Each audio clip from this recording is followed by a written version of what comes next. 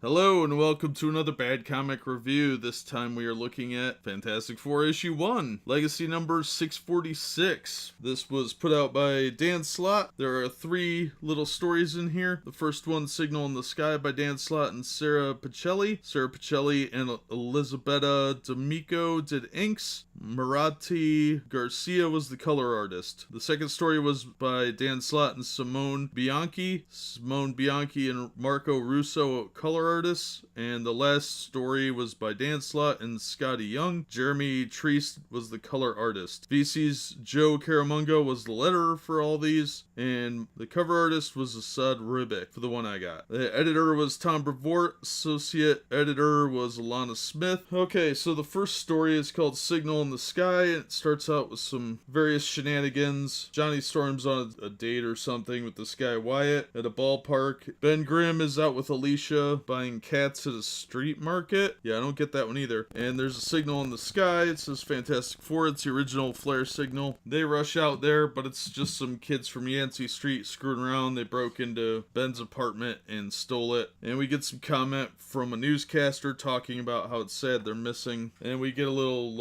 flashback story of a time Johnny had to sing to get them home. And then Ben and Alicia come to a decision. Johnny throws a little fit about it. Then we get a 2-panel thing with Reed and Sue. That's it. 2 panels. Then we see the actual Fantastic Four signal. Then we cut over to the second story, which takes place in Latveria at Doomstad, where some girl breaks into Doom's mansion to try and get him to come out and save his people, but he's wrapped in a towel, and apparently his face is all scarred up. It's kind of hard to tell what's going on, but apparently his face is all scarred up now. And he puts on the Doom mask, and he goes out there to confront people, but we don't actually see him do anything. The story just abruptly ends. That's exciting. There's a 1-page cartoon with Impossible Man, and it's really dumb. Alright, so absolutely nothing happened in this book. The first story, which is just over half the book, could have been condensed down to 8 pages. The only thing that's really here is we get a revisit of their origin story, and they send us this little hint that the 2 are still alive, which could have been done in Marvel 2-in-1. That's what this story really is. It was a Marvel 2-in-1 story. And the second story with Dr. Doom actually does nothing. The art in both stories is very subpar. The second one looks almost ready for prime time, but it looks more like a Dynamite book with real weird abstract lines and very bad body proportioning. The second one just is massively under-detailed and looks incredibly lazy. And the third one's just stupid. It's like a literal comic strip. This was a giant waste of my money, and I'm really offended that this became issue 1. There's no adventure, there's no action. It's a talking book, it's a setup book, and it should have been handled in Marvel 2-in-1. This is not the first issue of Fantastic Four. This is the first issue of 2 guys running around, having a wacky adventure,